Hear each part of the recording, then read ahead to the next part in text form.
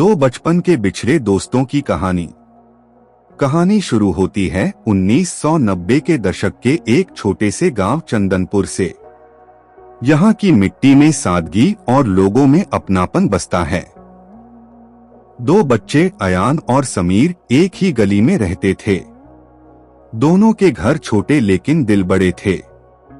अयान अपने तेज दिमाग और पढ़ाई के लिए गांव में मशहूर था, जबकि समीर अपनी हाजिर जवाबी और दिलचस्प कहानियों से सबको हंसाता रहता।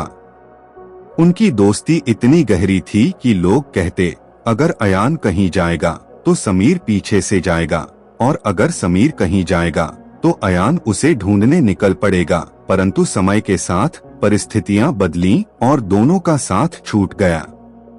अयान का परिवार आर्थिक तंगी के कारण शहर चला गया।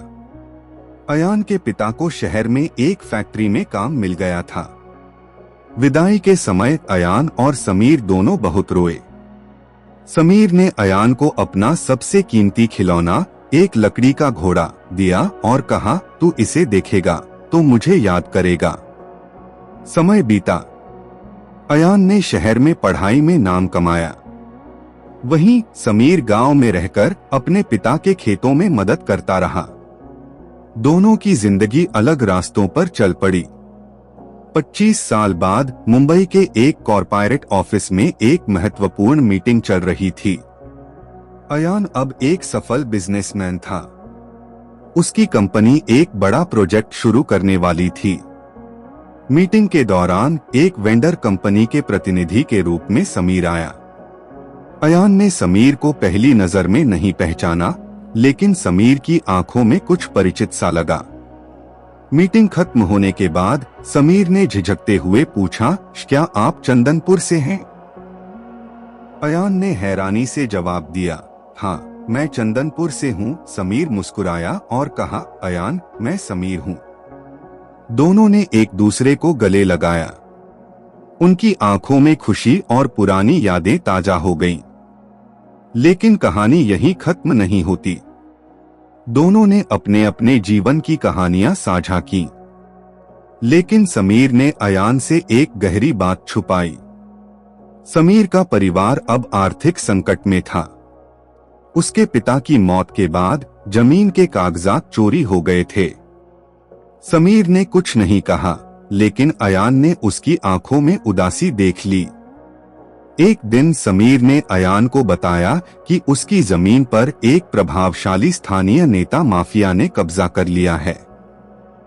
समीर ने उसे कोर्ट में घसीटा, लेकिन सबूतों की कमी के कारण केस हार गया। अयान ने मदद का वादा किया। अयान ने समीर की जमीन वापस पाने के लिए एक गहरी योजना बनाई। उसने अपने रसूख का इस्तेमाल करते हुए उस नेता के खिलाफ सबूत जुटाने शुरू किए। इसके लिए उसे कई कठिनाइयों का सामना करना पड़ा। इस दौरान अयान को अपने पुराने गांव लौटने का मौका मिला। वहां जाकर उसे अपनी जड़ों का एहसास हुआ।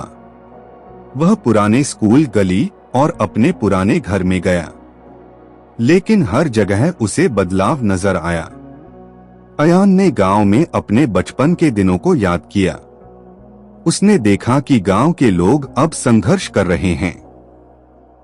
उसकी मुलाकात पुराने अध्यापक से हुई, जिन्होंने उसे बताया कि गांव की हालत पहले जैसी नहीं रही।